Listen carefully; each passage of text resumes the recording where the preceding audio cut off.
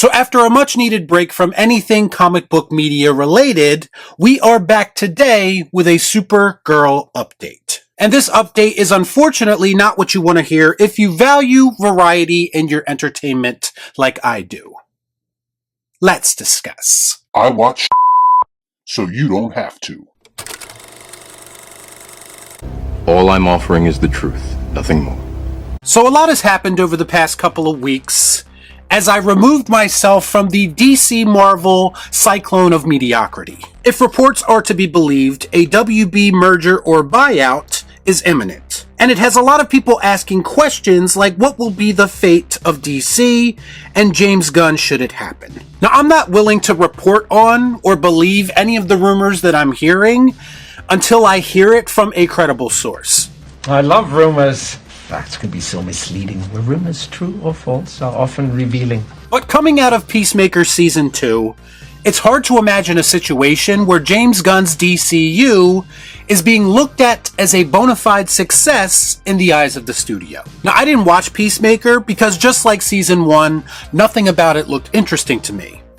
And that right there is the root of the problem, isn't it? A lot of people seem to feel the same way based purely on the fact that either season of Peacemaker has yet to chart on Nielsen. We even had some avid James Gunn supporters coming out this week and questioning whether or not he's the right man for the job after a very underwhelming Season 2 finale, according to some. Now, I'll be the first one to admit that one episode does not make or break a creator. But when you look at his entire body of work, more specifically, his entire body of work at DC, you have to ask the question, is James Gunn making content just for his loyal fan base, or is he making content for everyone?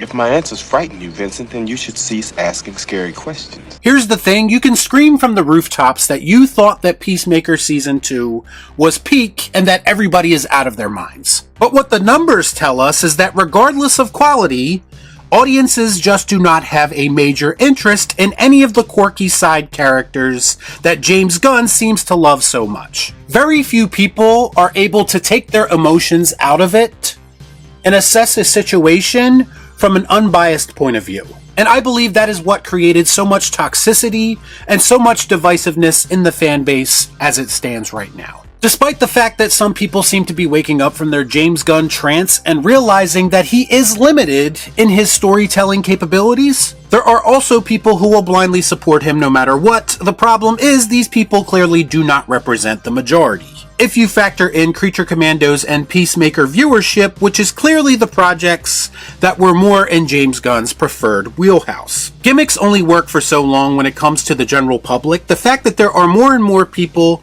growing tired and being vocal about the juvenile humor, or the dancing, or the needle drops, or just the very formulaic nature in which James Gunn creates content speaks volumes.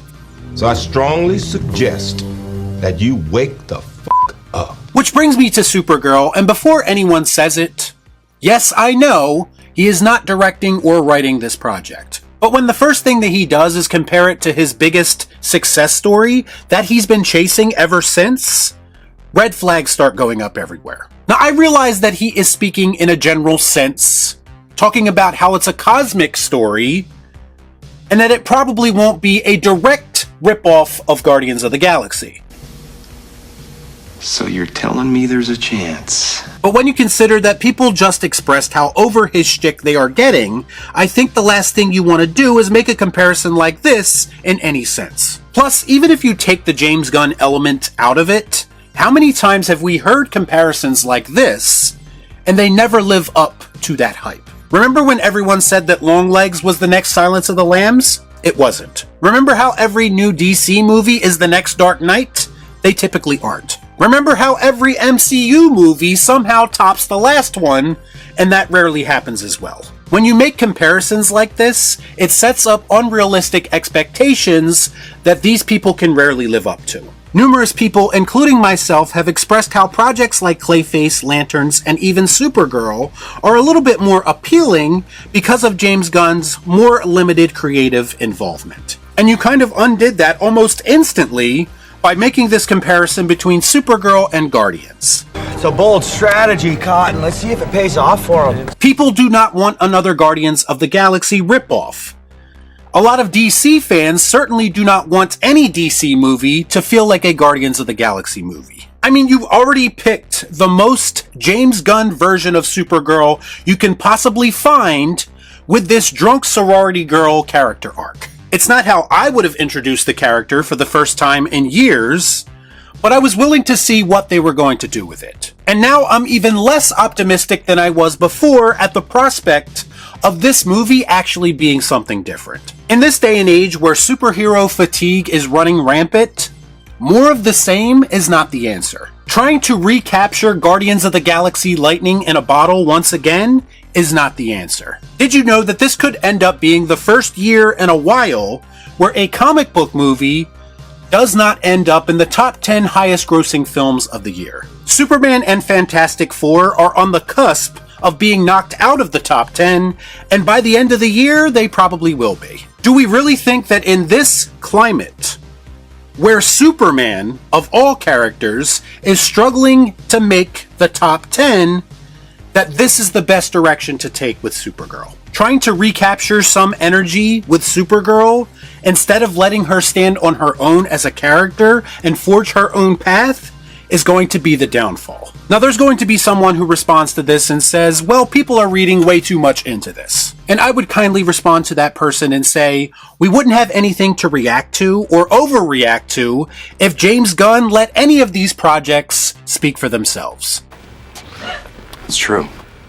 In my opinion, James Gunn has sabotaged a lot of his own work, as well as some other people's work, by simply talking too much, constantly contradicting himself, and thinking that everyone is into his type of content. And this is precisely why I say he is not right for the position of a studio head. Because up until this point, I don't really think he has a great sense of what the general public wants. And this could ultimately be what puts DC in a worse position than it's already in, and forces the next regime's hand to go in a completely different direction. Y'all be cool. Right on.